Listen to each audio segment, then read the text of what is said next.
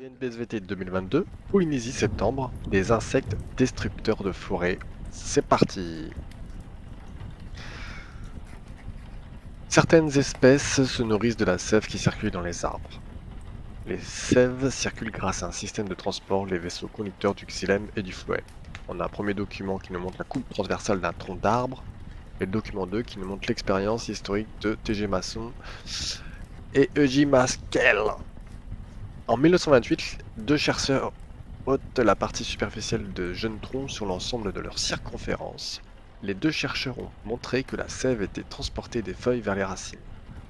Au-dessus, dans le renflement de l'écorce, de la sève s'accumule et les racines non alimentées par la sève finissent par mourir, entraînant la mort de l'arbre.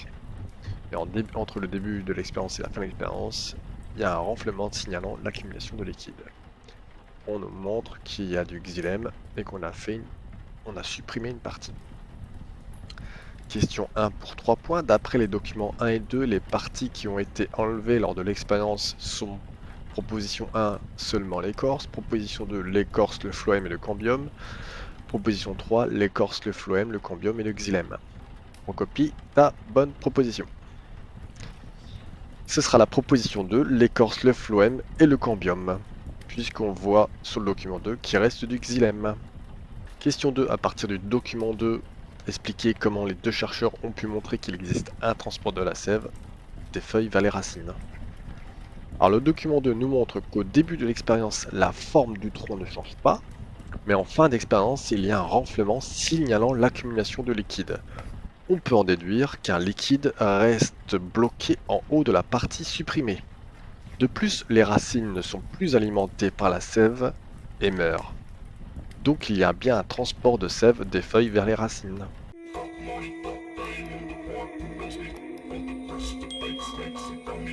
Document 3. Action du scolyte dans l'est de la France. Le scolyte, l'insecte tueur d'arbres.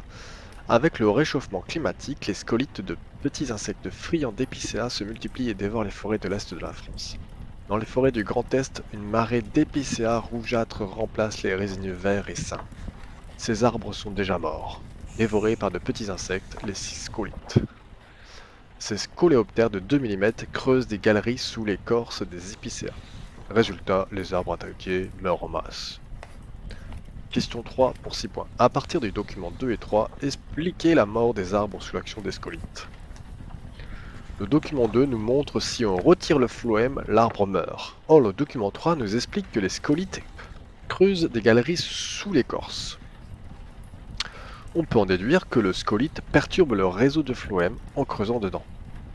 Donc l'arbre n'a plus ses racines alimentées, celles-ci meurent et ensuite le reste de l'arbre aussi. Document 4. Cycle de vie du scolyte.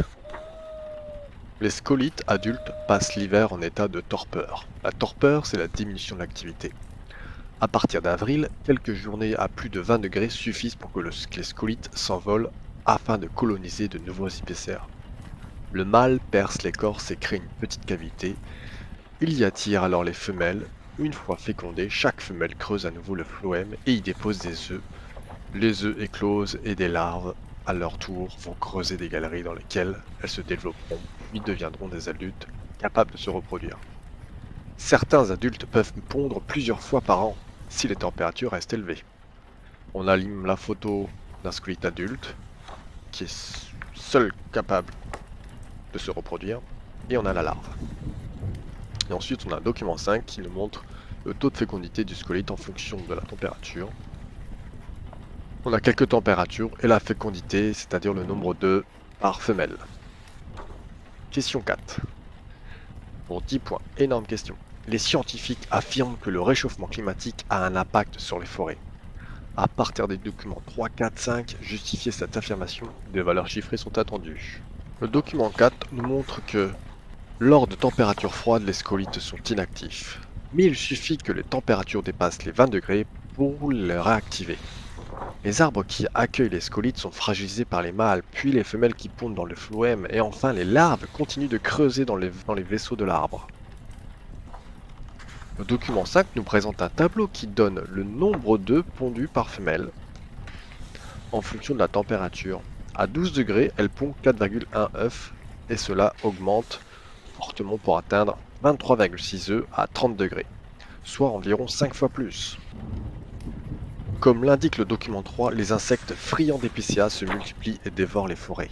Donc la hausse des températures augmente le nombre d'œufs pondus par les femelles. Plus il y aura de larves, plus il y aura de futurs adultes, plus les arbres vont être touchés. Donc on comprend l'affirmation des scientifiques sur le réchauffement climatique qui a un impact sur les forêts. Voilà ce qui conclut le DNB de Polynésie Septembre sur les scolites en SVT. Félicitations à toi si tu as tout réussi. Bravo. Abonnez-vous.